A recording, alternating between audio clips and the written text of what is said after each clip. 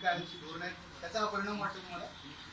5 जवानांच्या हत्या झाल्या, आपण त्याला बलिदान म्हणूया, हौतात्म्य म्हणूया. 5 जवानांवर ज्या प्रकारे हल्ला झाला ताफ्यावर पोलिसांच्या, आपल्या जवानांच्या 5 जवान शहीद.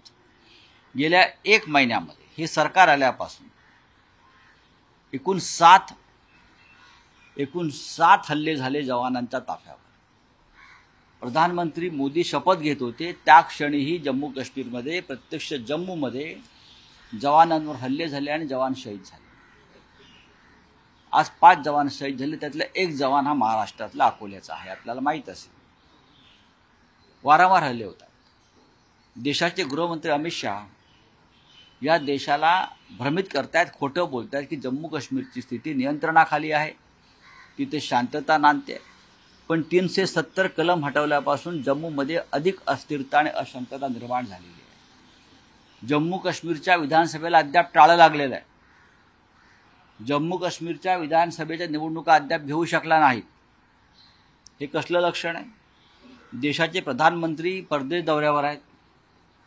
शपथ घेतल्यापासून ते कधी इटलीला असतात, कधी ग्रीसला असतात, कधी दुबईला असतात, कधी रशियाला असतात. आणि देशातले आमचे जवान हे शहीद होत आहेत.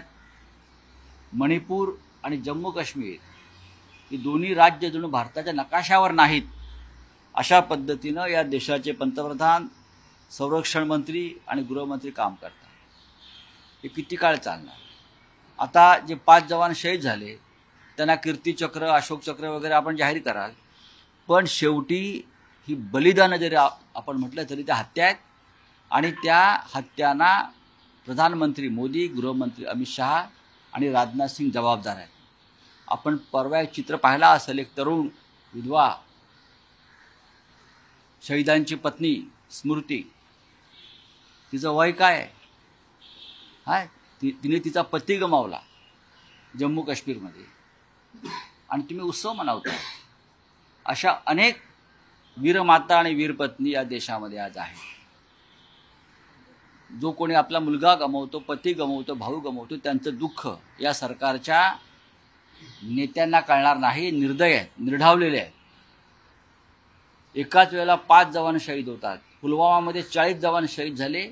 ते का शहीद झाले याचा अद्याप तपास लागू शकले नाहीत. RDX कुठून आलं?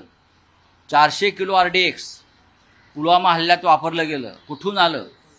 हा शोध हे लावू शकत